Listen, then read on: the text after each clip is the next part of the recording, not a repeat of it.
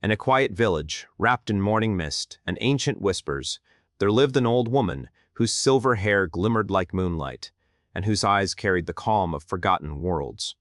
People called her the One Who Sees, not because she performed miracles, but because her presence alone felt like a prayer. Her little hut beneath the great banyan tree wasn't just a home.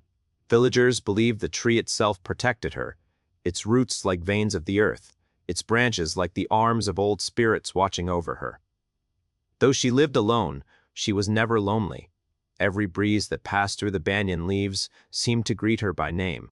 Every bird that perched near her windows sang as if offering her blessings, and every villager, no matter how troubled, found peace simply by walking into her quiet circle of shade. One day, a young woman named Radha came rushing toward her, trembling as if carrying a storm inside her heart. Her husband had gone to the city in search of work, and silence had followed him home instead of letters. Fear clung to her like a shadow. She worried about her children, about hunger, about the future that refused to reveal itself. "Mother," she cried, "I feel a darkness around me. I feel abandoned. I feel cursed. What if everything goes wrong?"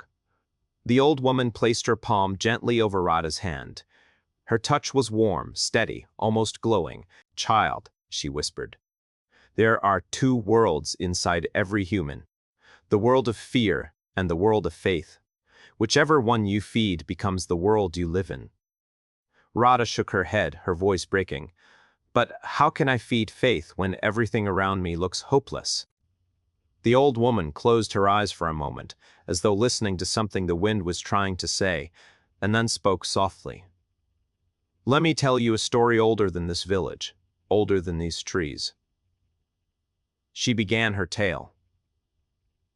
There was once a man who believed he had lost everything: food, family, purpose. An ancient spirit, disguised as an old woman, approached and asked why he wept. The man said his life was empty. The spirit smiled and touched the river's surface. "Look," she said. "The river flows even when you cannot see its beginning. The sun rises even when you do not feel its warmth. And your breath continues even when your heart is tired. Loss is real, but so is life. The one you choose to see becomes the one that guides you."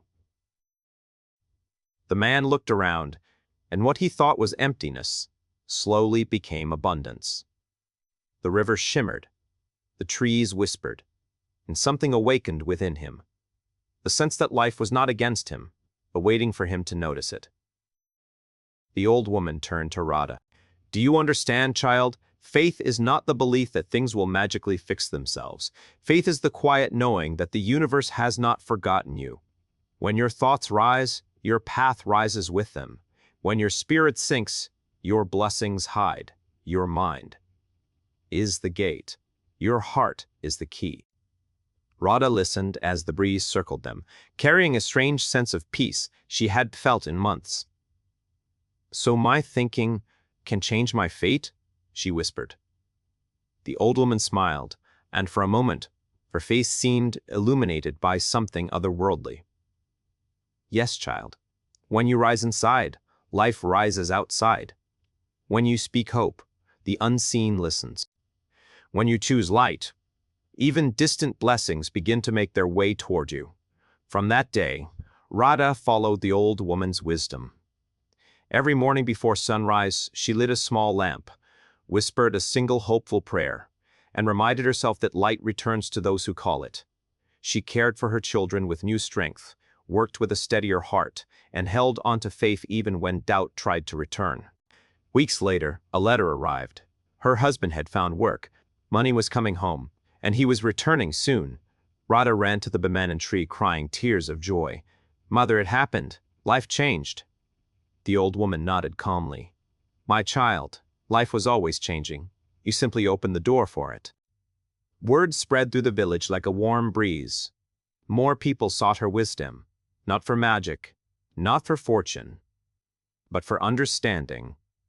She reminded them of the truth that humans forget far too easily, that thoughts shape paths, emotions shape outcomes, and hope is not just a feeling but a force.